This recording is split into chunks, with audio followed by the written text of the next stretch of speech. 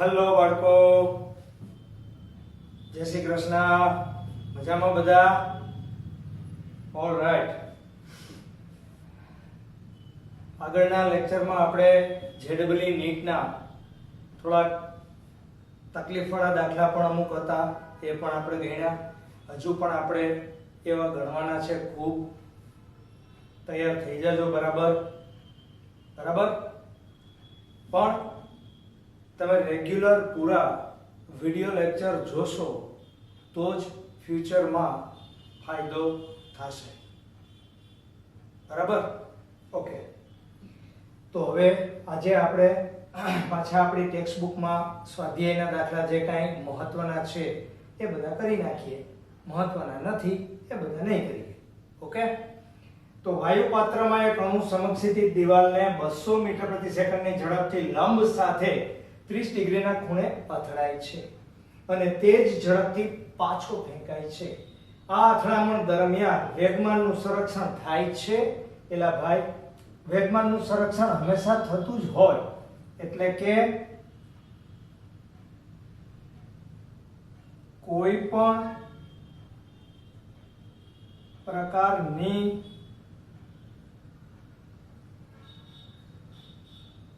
અથડામણ માં વેગમાનનું હંમેશા સંરક્ષણ થતું જ હોય છે. પછી એ અથડામણ સ્થિતિસ્થાપક હોય કે એ અથડામણ સ્થિતિસ્થાપક ના હોય. બરાબર? આ તો થાય જ. પરંતુ ગતિ ઊર્જા નું સંરક્ષણ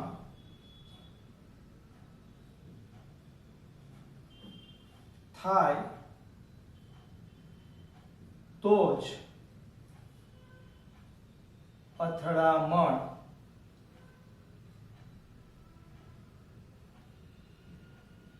સ્થિતિસ્થાપક હોય. બરાબર? તો અથડાયા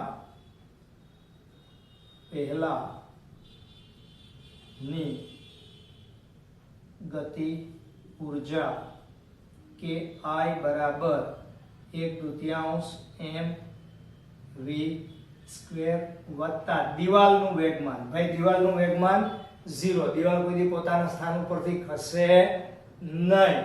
બરાબર? Equal to 1/2 m into 200 metre પ્રતિ m. તમને આપેલ નથી, કાંઈ વાંધો નહીં, ના આપે તો 2 દુ 4 અને 1 2 3 ને 4. ઓકે? તો અહીંયા આવશે 20000 m જૂલ. બરાબર? આ પ્રારંભિક ઊર્જા આવી. હવે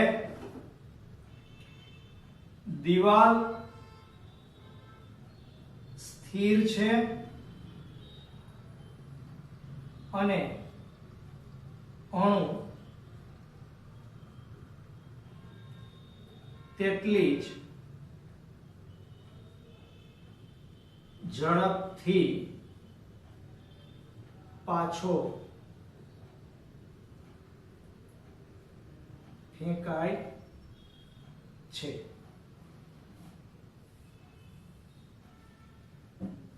તેથી અંતિમ ગતિ ઊર્જા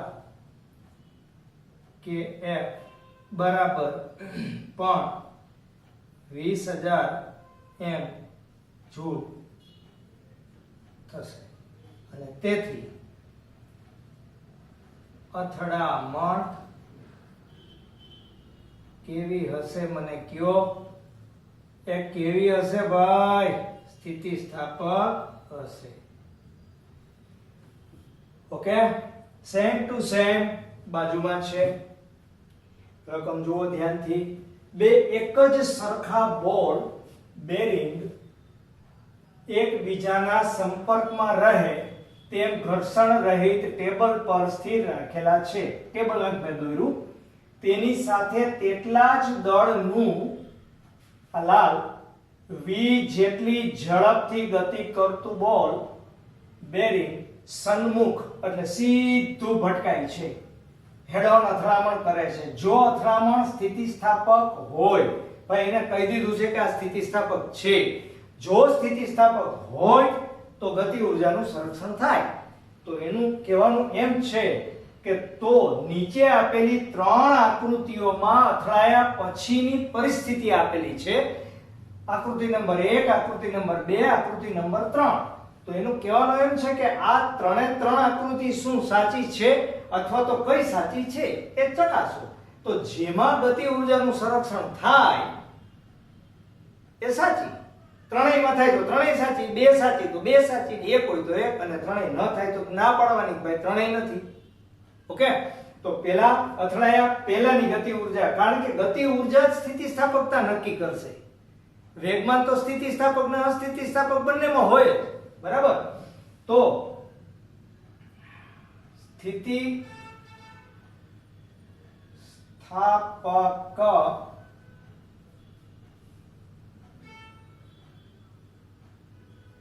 અથડામણ માટે ki બરાબર kf થવું જોઈએ. તો સૌથી પહેલા ki બરાબર 1/2. જો આ વિવેક થઈ જાય, આ બે તો કેવા છે, સ્થિર છે, એટલે 1/2 mv². આ બોલ નંબર 1, 2 ને 3 આપેલા જ છે નંબર. તો પહેલા નંબરનાનો જ વેગ v છે, બીજો ને ત્રીજો તો ટેબલ ઉપર સ્થિર છે, એટલે એનું વેગ 0 છે, એટલે ગતિ ઊર્જા 0 થાય. તો ki બરાબર 1/2 mv². આ તમારી પ્રારંભિક ગતિ ઊર્જા, આ ફાઇનલ જ છે, એમાં કઈ ફેરફાર ના થાય. હવે આપણે કેને માટે કામ કરશું, તો કે પરિણામ 1 માટે. પરિણામ 1 માટે શું કરશું, તો કે અંતિમ ગતિ ઊર્જા શોધવાની છે. kF3 બરાબર, જોવો જોઈએ, આ જે રેડ બોલ છે એ તો અથડાઈને સ્થિર થઈ ગયો, એટલે એની ગતિ ઊર્જા તો પહેલાની 0 છે, બીજા તો બે જોડીમાં જ ભેગા છે. જોડીમાં હોય તો દરેકનું દળ સરખું છે, તો આનું દળ m છે ને આનું દળ m છે, તો ટોટલ દળ 1/2 2m થશે, અને એનો વેગ v/2 એનો સ્ક્વેર એટલે v²/4, અને તેથી આ 1 kF1 બરાબર 2 જાય એટલે 1/4 mv². હવે આમાં જોઈને ખબર પડે કે આ 1/2 છે, એટલે પહેલું પરિણામ તો જાણે કે ખોટું છે. પરિણામ નંબર 2 ચકાસીએ. પરિણામ 2 બરાબર. તો પરિણામ 2 માટે kF2 જુઓ આકૃતિમાં, પેલા ભાઈ રેડ અને બ્લેક બે સ્થિર થઈ ગયા એકબીજાને ચોટીને, અને પેલો ગ્રીન છે ઈ v વેગથી એકલો ગતિ કરે છે. તો પેલી જોડી માટે 0 છે, બીજી જોડી માટે એકલો જ છે, એકલી જ જોડી છે જ નહીં m, અને એનો વેગ v જ છે એટલે v². તેથી kF2 1/2 mv². ભાઈ આ સાચું છે. જો અથડાયા પહેલાની ગતિ ઊર્જા ને અથડાયા પછીની ગતિ ઊર્જા સરખી થઈ ગઈ. હવે ભેગું આપણે પરિણામ ત્રણેય ચેક કરી લઈએ. પરિણામ 3 માટે, ત્રીજા પરિણામ માટે kF3 ઓહો ત્રણેય ભેગા થઈ ગયા, રાઈટ. ત્રણેય ભેગા થઈ ગયા તો m ને m, તો 1/2 m એટલે 3m, અને v/3 એટલે v²/9 equal to 3 3 9 3 2 6 1/6 mv². આને આપણે 4 આપી દઈ, અને જોઈને હવે નક્કી થાય છે ભાઈ, શું જોઈને નક્કી થાય છે, કે પરિણામ નંબર 2 પરિણામ 2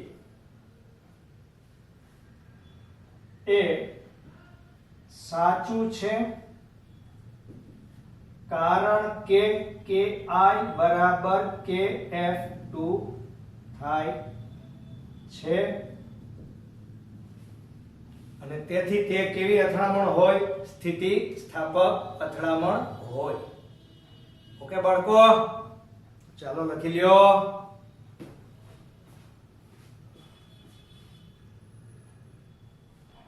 यस बच्चे लोग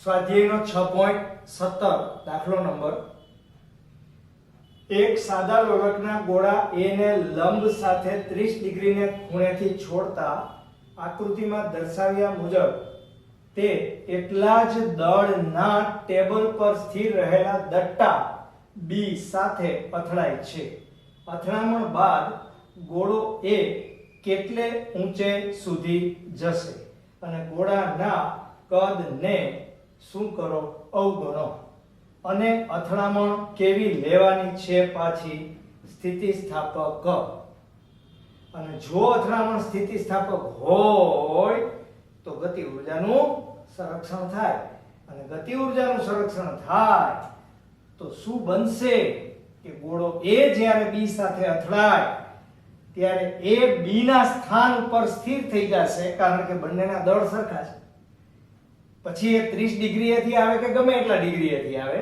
પણ બંનેના દળ સરખા છે એટલે A B ના સ્થાન ઉપર ગોઠવાશે અને B એ જેટલા વેગથી ગતિ કરતો આવતો તો તેટલા જ વેગથી B ગતિ કરવા લાગશે બરાબર એટલે કે એનું સોલ્યુશન શું તો કે આપણે કોઈ ગણતરી જ નથી કરવાની ગણતરી વગર આપણે લખવાનું જ છે માત્ર અહીં અથડામણ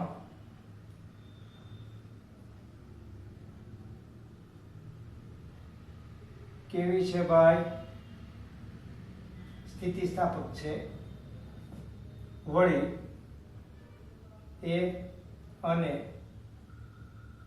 B ના દળ કેવા છે સમાન છે તેથી A જ્યારે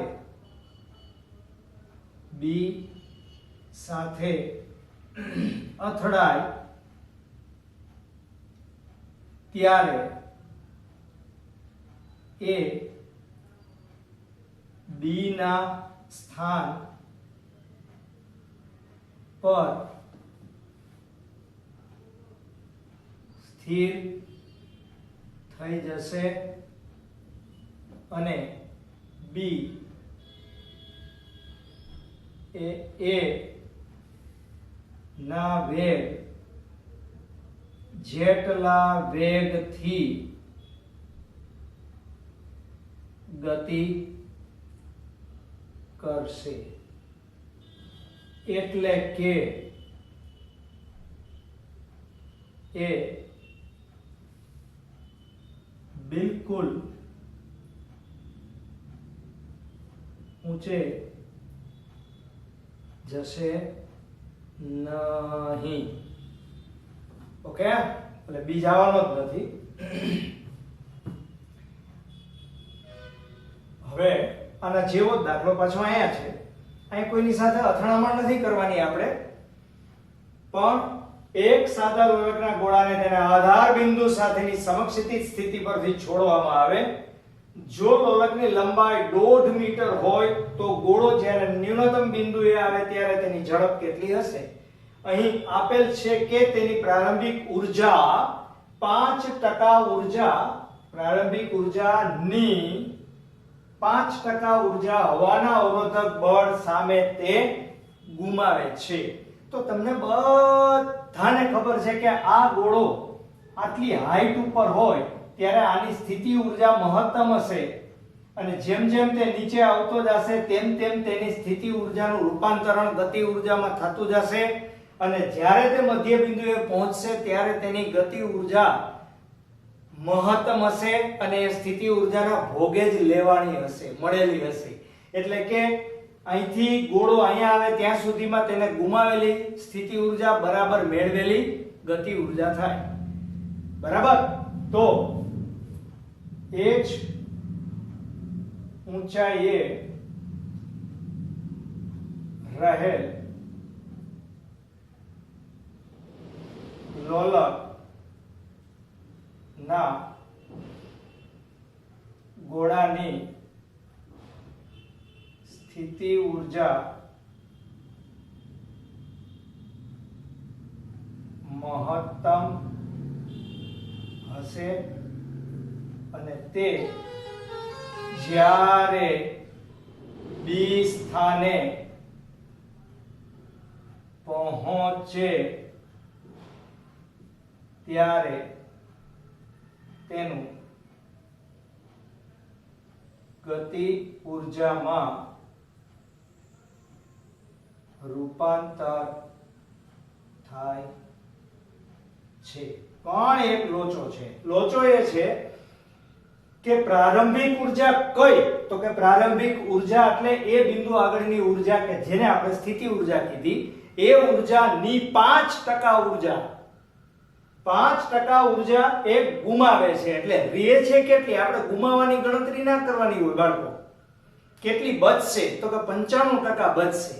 તો એનો મતલબ એમ થયો કે 1/2 mv² આ મેળવેલી ગતિ ઊર્જા બરાબર ગુમાવેલી સ્થિતિ ઊર્જા mgh. પણ 95% જ લેવાની, કારણ કે 5% નું રૂપાંતરણ ગતિ ઊર્જામાં નથી થતું. 5% હવા વિરુદ્ધ કાર્ય કરવામાં વપરાય છે. ઓકે, બસ પૂરું થઈ ગયું. તો શું મેળવવાનું હતું તમારે? તેની ઝડપ કેટલી હતી? તો ઝડપને સૂત્રનો કરતા બનાવવાનો, બીજું કાંઈ કરવાનું નથી. બે બાજુથી mm કરી નાખો, કેન્સલ. બરાબર? એટલે v² બરાબર ટકાને તમે મૂલ્યમાં ફેરવો એટલે 95 છેદમાં કેટલા આવશે? 100. આ બગડો અંશમાં આવશે. g નું મૂલ્ય 9.8, h નું મૂલ્ય 1.5. બરાબર? અને જો આમ થાય તો 95 ગુણ્યા 2 ગુણ્યા 9.8 ભાગ્યા 100 ભાગ્યા 1.5 ઇક્વલ ટુ 12.41 આવ્યું. કંઈક ભૂલી ગયા આપણે, સમથિંગ ભૂલી ગયા. 12.41 ને આપણે એકાદો આપણો આમાં નાખતા ભૂલી ગયા ભાઈ.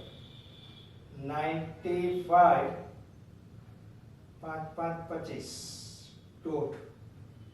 આ 1.5 મીટર આવ્યું. એ તો બરાબર જ છે. 1/2 mgh. બરાબર? 95 ગુણ્યા 2 ગુણ્યા 9.8 ઇક્વલ ટુ ભાગ્યા 150. ઓકે, તો 0.12 જેવું આવ્યું. તો આપણે આમાં 1.5 મીટર લીધા, 9.8 લીધા. બરાબર? ઓકે, તો આપણી રકમમાં 1.5 મીટર જ છે ને ભાઈ, સેન્ટીમીટર નથી ને. જરાક ચેક કરી લેજો ને ભલા. 1.5 મીટર જ છે. ઓકે, 1.5 મીટર જ છે. તો આમ કેમ થયું? ફરીઓ પાછી ફરીથી આપણે કિંમત લખીએ. કિંમત લખવામાં ક્યાંય મિસ્ટેક નથી થઈ ગઈ ને ભાઈ? ભાઈ 95 ના છેદમાં 100 ગુણ્યા 2 ગુણ્યા 9.8. હા, ભૂલ હતી. આપણે 1.5 નીચે લીધો. તો હંમેશા ભૂલ થાય તો ફરીથી કરવાનું. એમાં ભૂલ શોધવાનો પ્રયત્ન ના કરવો. ભૂલ શોધવાનો પ્રયત્ન કરશો ને તો તમારો મેળ નહીં પડે. 95 હવે થવું જોઈએ. ગુણ્યા 9.8 ગુણ્યા 1.5 હા 27.93 બરાબર 27.3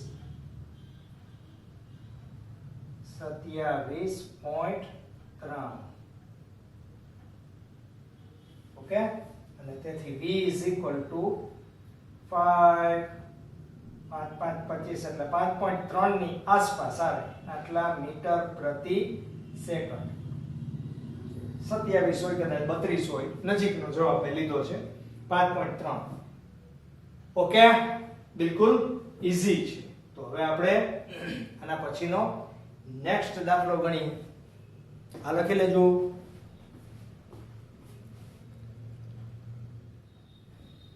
યસ બાળકો આપણા સ્વાધ્યાયની સિરીઝમાં આપણે આગળ 6.17 18 બે ગણ્યા હતા અત્યારે 19 20 ની રકમ મેં લખેલી છે રકમને વાંચીને આપણે દાખલો ગણીએ બિલકુલ ઈઝી છે 300 કિલોગ્રામ દળની એક લારી 25 કિલોગ્રામ રેતીનો કોથળો લઈ ઘર્ષણ રહિત રસ્તા ઉપર 27 કિલોમીટર પ્રતિ કલાકની એક ધારી ઝડપથી ગતિ કરે છે થોડા સમય પછી રેતી એક કાણામાંથી 0.05 કિલોગ્રામ પ્રતિ સેકન્ડના દરે નીકળી અને લારીના તળિયા પર ઢોળાવા લાગે છે તો રેતીનો કોથળો સંપૂર્ણ ખાલી થઈ જાય ત્યારે લારીની ઝડપ કેટલી હશે અરે ભાઈ આ તો એકદમ સિમ્પલ વસ્તુ છે બહુ સાદી વસ્તુ છે આપણને એમનેમ જ ખ્યાલ આવી જાય એવી વસ્તુ છે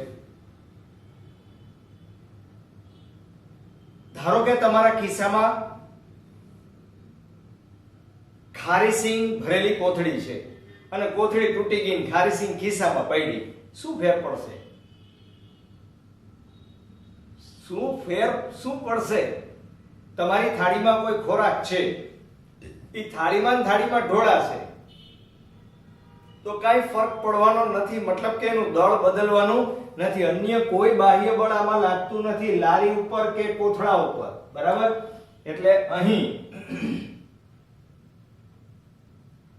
લારી વત્તા કોથળા પર કોઈ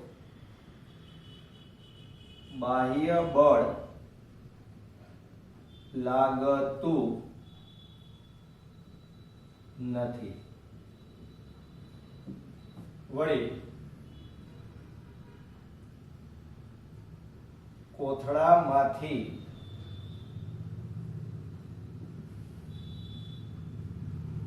ઢોળાતી રેતી પણ લારીમાં જ રહે છે તેથી લારી વત્તા કોથળા નું દળ પણ બદલાતું નથી અને તેથી તે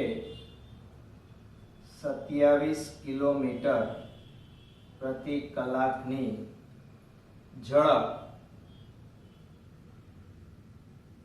જાળવી રાખશે એમાં કાંઈ કરતા કાંઈ ફરક નહીં પડે કશો જ ફરક નહીં પડે બરાબર ઓકે સેકન્ડમાં જુઓ 0.5 કિલોગ્રામનો એક પદાર્થ m બરાબર 0.5 કિલોગ્રામ વેગ નથી આપ્યો પણ વેગનું એક સૂત્ર આપ્યું છે એ x ઉપર 3/2 ઘાત થી મુસાફરી કરે આટલા વેગથી જ્યાં અચળાંક a બરાબર 5 મીટર સેકન્ડ ઉપર -1 છે તેથી v ઓટોમેટિક તમારું સૂત્ર 5x ની 3/2 ઘાત થઈ જાય અને હવે x બરાબર 0 થી x બરાબર 2 મીટર સ્થાનાંતર દરમિયાન પરિણામી બળ વડે કેટલું કાર્ય થયું હશે તો આ દાખલો બે રીતે થાય.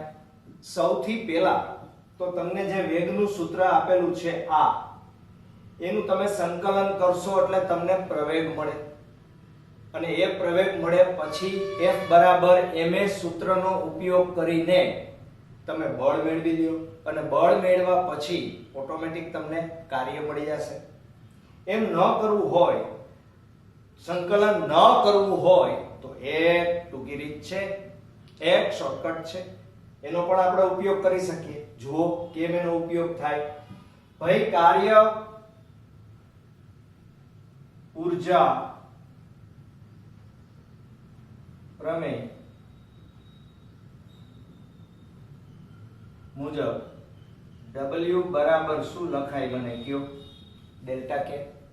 તો W બરાબર KF માઈનસ KI બરાબર 1/2 m v2 square minus 1/2 m v1 square બરાબર ઇક્વલ ટુ 1/2 m કૌંસમાં v2 square minus v1 square બરાબર.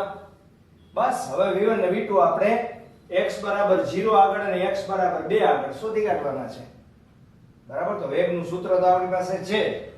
હવે x બરાબર 0 આગળ વેગ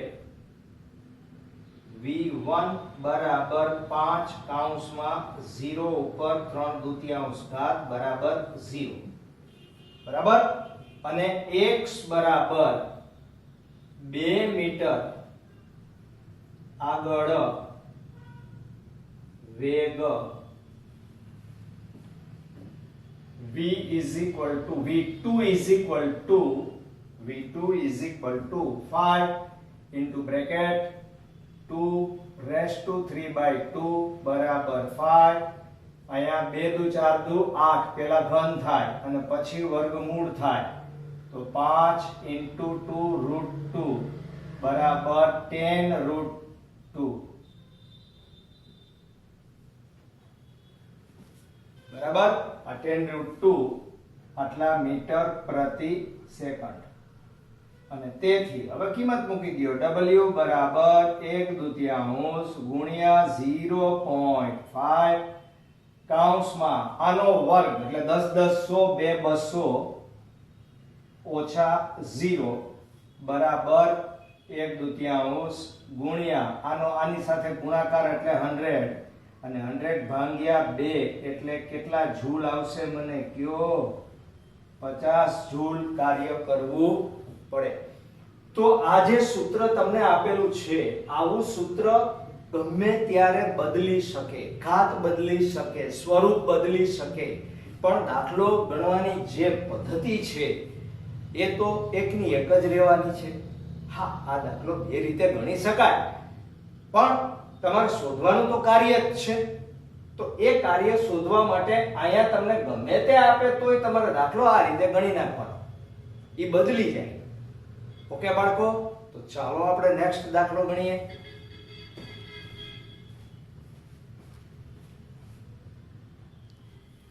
યસ બાળકો, 6.21. એક પવન ચક્કીના પાંખિયા ફરે ત્યારે એ જેટલા ક્ષેત્રફળનું વર્તુળ આવરી લે છે. જો પવન v વેગથી આ વર્તુળને લંબ રૂપે વહેતો હોય તો t સમયમાં કેટલા દળની હવા તેમાંથી પસાર થતી હશે? સૌથી પહેલા બરાબર, કેટલા દળની હવા પસાર થતી હશે? તો t સમયમાં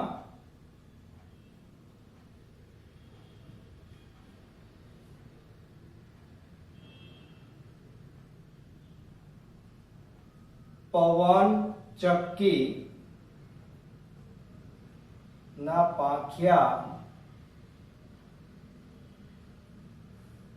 વચ્ચેથી પસાર થતી હવા નું દળ m બરાબર ઘનતા ρ ગુણ્યા કદ વી. ઘનતા એમનો આપણે કિંમત મૂકી શકીએ છીએ, પણ એમાં એક પદ ઘટે છે. હું સમજાવું કયું પદ ઘટે છે. કદનો મતલબ ક્ષેત્રફળ ગુણ્યા અંતર અથવા લંબાઈ બરાબર રો ઇન્ટુ એ ઇન્ટુ અંતરને આપણે ડી કહી દઈએ. પરંતુ ડી બરાબર વીટી, વેગ બરાબર અંતર ભાગ્યા સમય. તેથી દળ m બરાબર row into A into V into T બરાબર આટલું દળ પસાર થતું હશે. હવે સાંભળો, રો છે, એ છે, વી છે, પણ અહીંયા તમને કીધું છે કે ટી સમયમાં. જો ત્યાં 15 મિનિટમાં 10 મિનિટમાં ટાઈમ આપેલો હોત તો આપણે અહીંયા ટાઈમ મૂકી દે, બરાબર. નહીતર આપણે આ સૂત્ર ધ્યાનમાં રાખવાનું. આ આપણા માટે સૌથી પહેલા એ હતું. હવે તમારા માટે આવશે બી. બી માં શું પૂછ્યું? હવાની ગતિ ઊર્જા શોધો. બિલકુલ સિમ્પલ છે. હવાની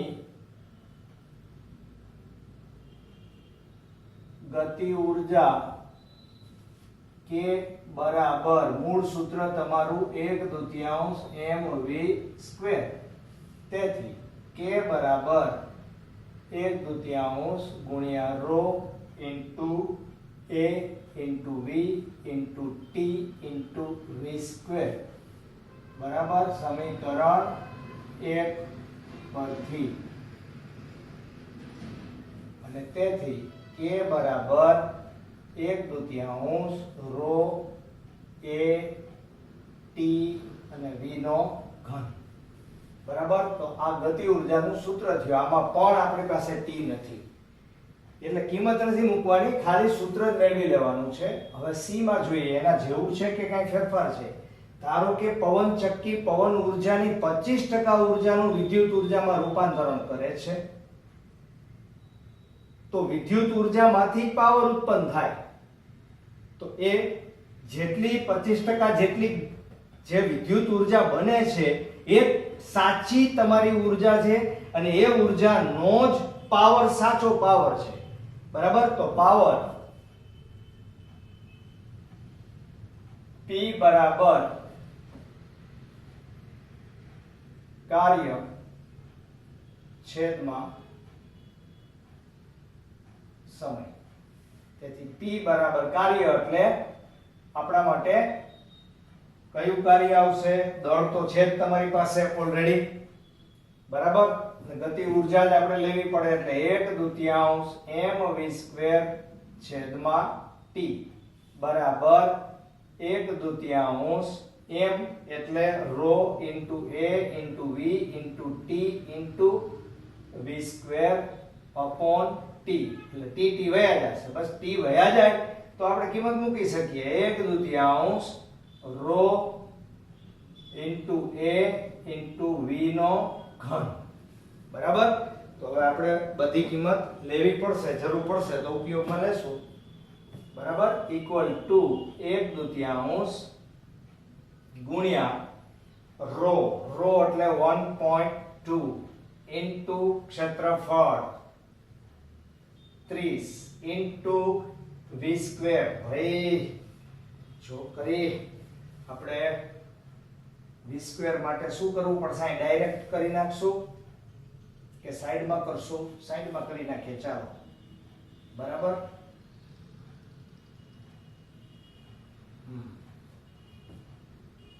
વેગ v બરાબર 36 ગુણ્યા 1000 છેદમાં 3600. એલા ભાઈ તો મોઢે થઈ જાય એવું હતું. 10 મીટર પ્રતિ સેકન્ડ. ઓકે. તો અહીંયા 10 10 100 10000 એટલે 10 ની કેટલી ઘાત આવશે? 3 ઘાત. ઇક્વલ ટુ 1.2 ઇન્ટુ 15 ઇન્ટુ 10⁻³ બરાબર 12 15 180 એટલે 18 અને 3 મીટર એટલે 18000 વોટ. ધ્યાન રાખો ટોટલ 18000 વોટ છે, પણ આ 18000 વોટ ના 25% જ પાવર કામનો છે, બાકીનો વ્યય પામે છે. તો આના 25% આપણે શોધવા પડે. તેના 25% ઉર્જા જ પાવર ઉત્પન્ન કરશે. અને તેથી ખરેખર જે પાવર વિદ્યુત ઉર્જા વડે ઉત્પન્ન થાય એ 18000 ગુણ્યા 25% ભાગ્યા કેટલા આવશે ભાઈ? 100. આ બે મીંડા ગયા, બરાબર? તો 25 8 200 નું મીન 0 20 25 ને 20 4500 વોટ.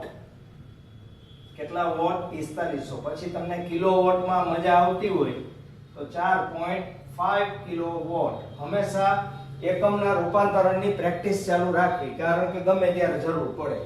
નીટમાં ઓપ્શન જે કોઈ પણ એકમમાં આપેલું હોય, દાખલા ગણતી વખતે આપણે એક જ એકમમાં જવાબ લખીએ તો પ્રેક્ટિસ આપણને એક જ એકમની રહેવાની, એટલે હોય એટલા 2-3 એકમમાં ચેન્જ કરવાનો હંમેશા પ્રયત્ન કરવો, બરાબર? એટલે પ્રેક્ટિસ રહી. ઓલરાઈટ, તો લખી લ્યો બાળકો.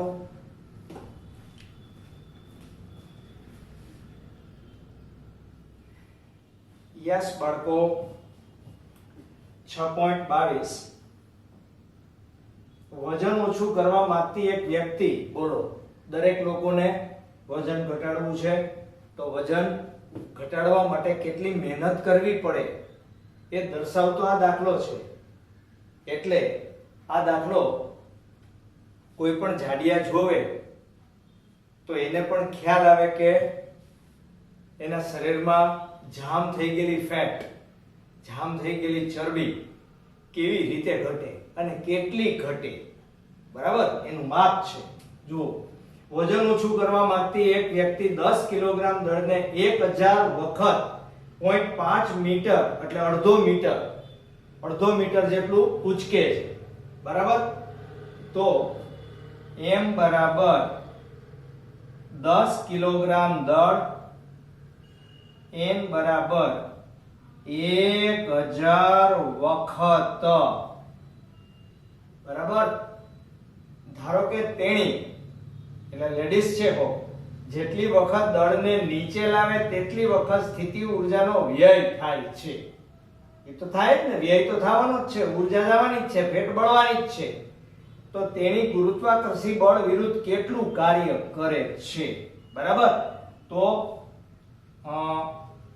ઈ દરેક વખતે 0.5 મીટર ઊંચે જાય છે. g બરાબર 9.8 છે મીટર પ્રતિ સેકન્ડ. અને તેથી પેલો પ્રશ્ન શું પૂછ્યો છે? ગુરુત્વાકર્ષી બળ વિરુદ્ધ કેટલું કાર્ય કરશે, એટલે કે ગુરુત્વાકર્ષી બળ વિરુદ્ધ થતું કાર્ય W બરાબર m into g into h into કેટલી વખત? તો કે n વખત, બરાબર? અને તેથી W બરાબર દળ 10 કિલોગ્રામ 9.8 0.5 અને કેટલી વખત ભાઈ? 1000 વખત, બરાબર?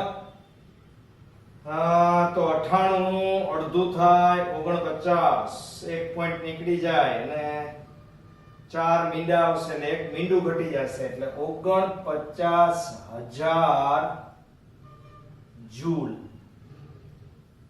આટલા જૂલ એ એટલું કાર્ય કરે છે. હવે ખોરાક ફેટમાંથી 1 કિલોગ્રામ દીઠ એટલે 1 કિલોગ્રામ દીઠ 3.8 ગુણ્યા 10 ની 7 ઘાત જૂલ ઉર્જા મેળવે છે, બરાબર? તો 1 કિલોગ્રામ દીઠ મેળવાતી ઊર્જા બરાબર 3.8 ગુણ્યા 10 ની 7 ઘાત જૂલ.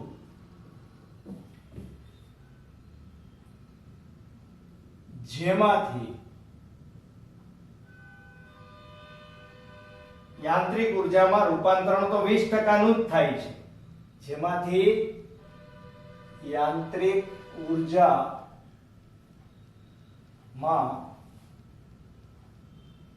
રૂપાંતરણ માત્ર 20% જ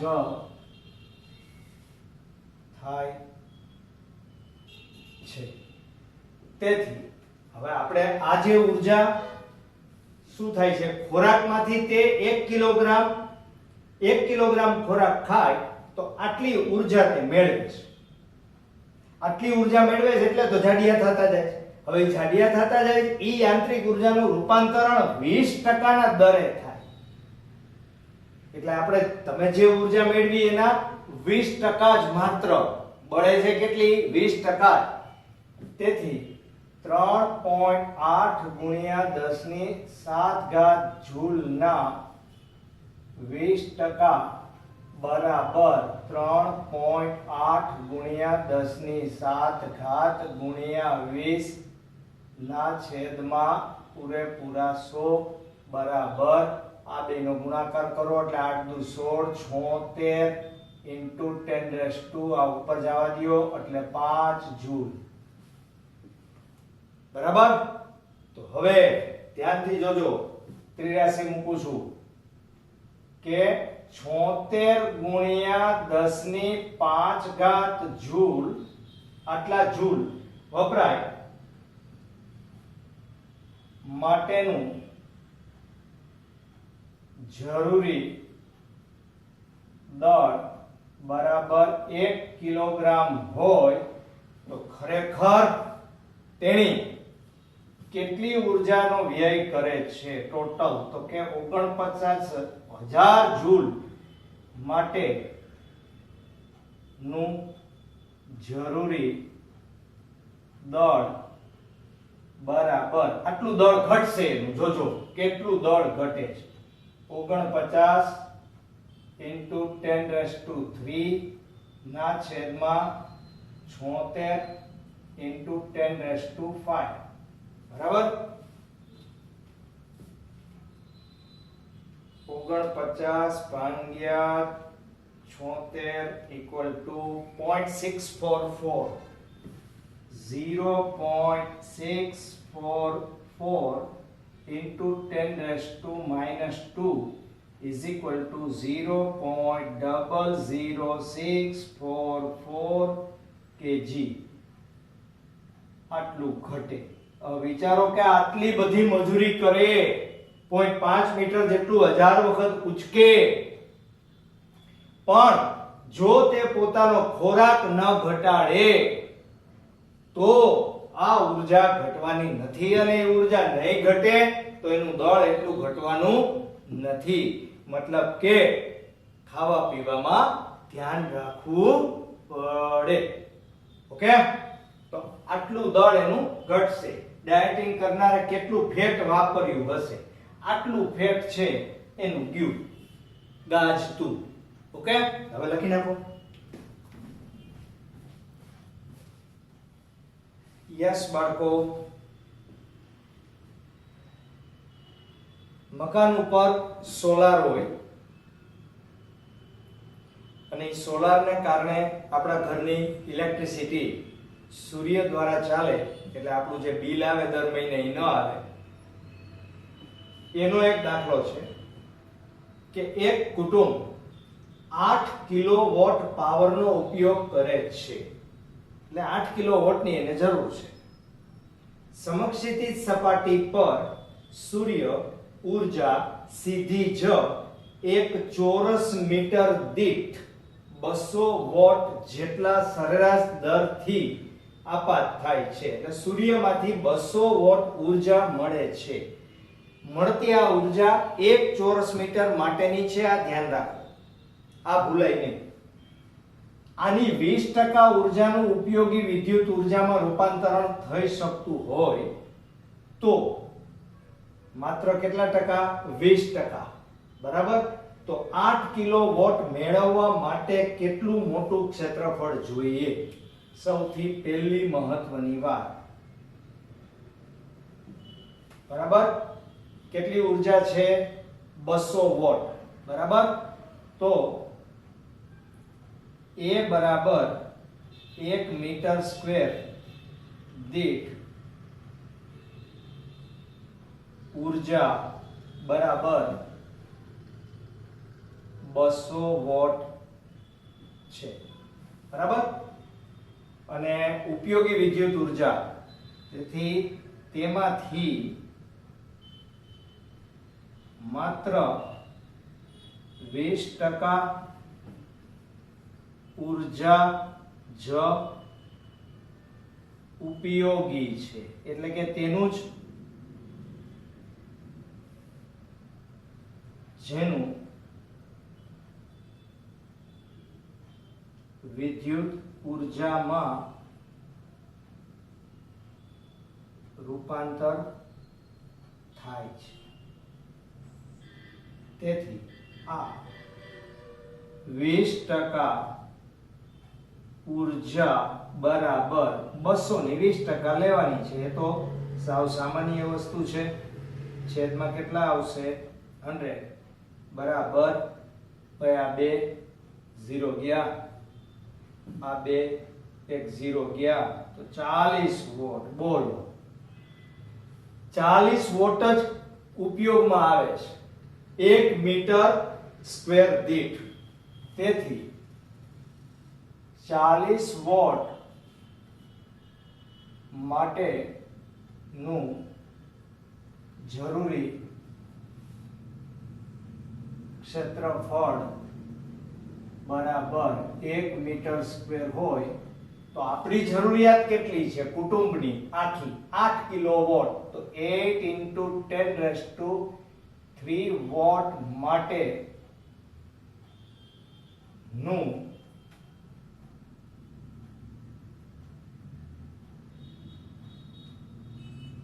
સોલાર નું જરૂરી ક્ષેત્રફળ બરાબર 8 × 10³ એટલે 4 × 10⁻⁴ equal to 2 અને 2 એટલે 200 મીટર સ્ક્વેર. ટૂંકમાં 200 મીટર સ્ક્વેરના ક્ષેત્રફળ વાળું સોલાર ઉપર અગાસી ઉપર જોઈએ. બરાબર? પણ હવે તમને પ્રશ્ન પાછો બી એવો પૂછેલો છે કે આ ક્ષેત્રફળને સામાન્ય રીતે જોવા મળતા ઘરના છાપરાના ક્ષેત્રફળ સાથે સરખાવો. હવે બધાયના ઘર અલગ અલગ હોય, રાઈટ? પણ સામાન્ય રીતે એક વસ્તુ મગજમાં રાખવાની કે છાપરાને આપણે ચોરસ ગણવાનું છે. બરાબર? એટલે કે સામાન્ય રીતે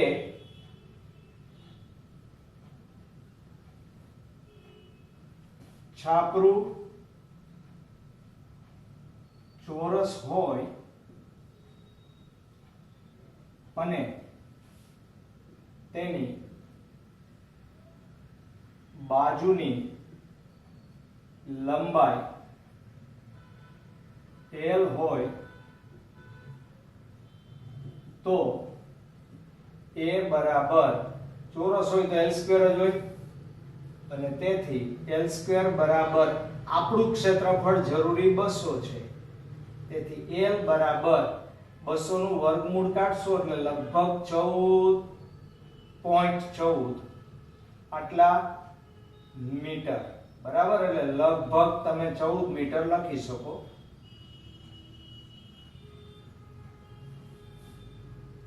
તો એને એમ કીધું છે ઘરના છાપરાના ક્ષેત્રફળ સાથે સરખાવો. તો ક્ષેત્રફળ તો એનું એ જ છે, કારણ કે છાપરા તો બધા અલગ અલગ હોય, કોઈનું ક્ષેત્રફળ આપણે ધારી ના શકીએ. બરાબર? પણ આપણે એવું તો ધારી શકીએ કે આપણું જે ક્ષેત્રફળ 8 કિલોવોટ વાળું છે એ તો ફિક્સ છે. તમારે છાપું જેવું રાખવું એવું રાખો, પણ આપણે આટલી ઉર્જા પ્રાપ્ત કરવી છે તો આપણે એને ચોરસ ગણી લીધું છે, રાઈટ? લંબચોરસ નથી લીધું. તો આટલી લંબાઈ અને આટલી પહોળાઈ વાળું છાપરું હશે. ઓકે બાળકો, ક્લિયર? યસ. તો તમારું આ ચેપ્ટર છે એ અત્યારે આપણે પૂરું કર્યું છે. આના પછી ચેપ્ટર નંબર 7 આપણે નેક્સ્ટમાં ચાલુ કરશું. પણ ધ્યાન રાખો, આપણે આ ચેપ્ટરમાંથી ખૂબ જ જેડબલી નીટ પૂછાય છે, એટલે આપણે વચ્ચે ગમે ત્યારે વધારાના લેક્ચર તરીકે જેડબલી નીટ કરતા જાશું સાથે, એટલે લેક્ચર જોતા રહેજો. જય શ્રી કૃષ્ણ બાળકો.